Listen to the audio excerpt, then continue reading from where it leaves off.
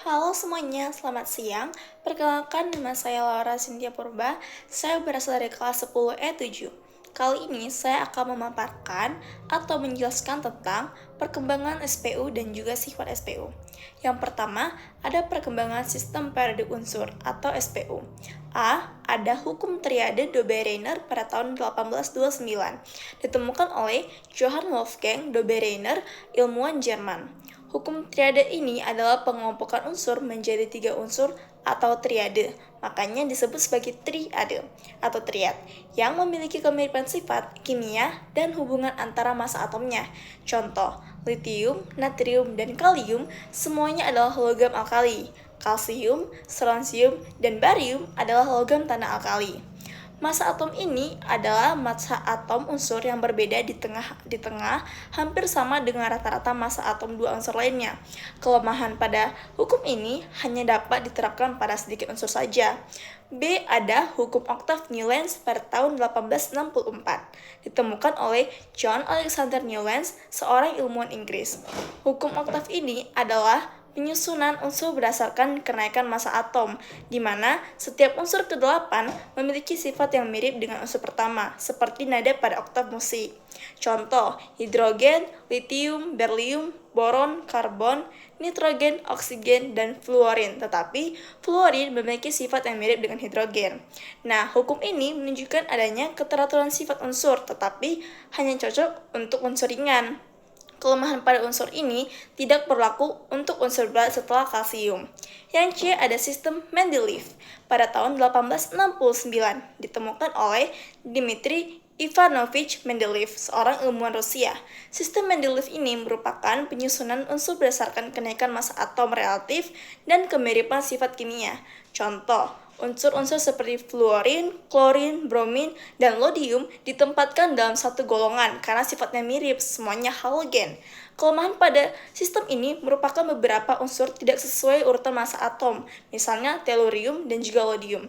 Yang D, ada sistem periodik modern 1913 sampai sekarang, ditemukan oleh Henry Moseley, seorang fisikawan Inggris. Penyusunan unsur berdasarkan sistem ini, kenaikan jumlah atom atau jumlah proton bukan lagi berdasarkan massa atom. Contoh, unsur tellurium adalah nomor atomnya itu 52 dan lodium ada nomor atomnya 53, tersusun dengan benar karena mengikuti urutan nomor atom.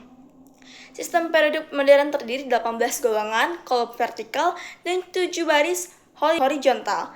Kelebihannya menjelaskan semua kejanggalan sistem sebelumnya dan masih digunakan hingga saat ini. Yang kedua, sifat keperiodikan unsur pada SPU. Yang A, ada jari-jari atom. Jari-jari atom adalah jarak dari inti atom keluar elektron atau ke elektron terluar. Contohnya itu jari-jari atom natrium lebih besar daripada magnesium karena jumlah proton magnesium lebih banyak sehingga tarikannya lebih kuat. Untuk perubahannya itu ada dari kiri ke kanan dalam satu periode jari-jari atom mengecil, dari atas ke bawah dalam satu golongan jari-jari atom juga membesar. Yang B, ada afinitas elektron. Afinitas elektron adalah energi yang dilepaskan ketika atom netral membentuk satu elektron membentuk ion negatif.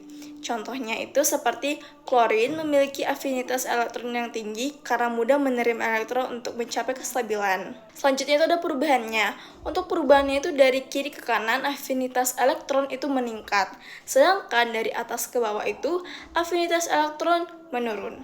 Selanjutnya ada C, energi ionisasi. Energi ionisasi ini adalah minimum yang diperlukan untuk melepaskan satu elektron dari atom netral dalam wujud gas. Contohnya itu seperti energi ionisasi natrium lebih kecil dibandingkan magnesium karena elektron valensi natrium lebih mudah untuk dilepaskan. Selanjutnya itu ada D, keelektronegatifan. Keelektronegatifan ini merupakan kemampuan suatu atom untuk menarik elektron dalam ikatan kimia. Contohnya itu seperti fluorin merupakan unsur dengan keelektronegatifan tertinggi, sedangkan cesium dan francium memiliki nilai paling rendah. Untuk perubahannya itu ada dari kiri ke kanan, keelektronegatifan meningkat, sementara dari atas ke bawah, keelektronegatifan itu menurun. Sekian presentasi dan pemaparan dari saya. Terima kasih untuk perhatiannya. See you!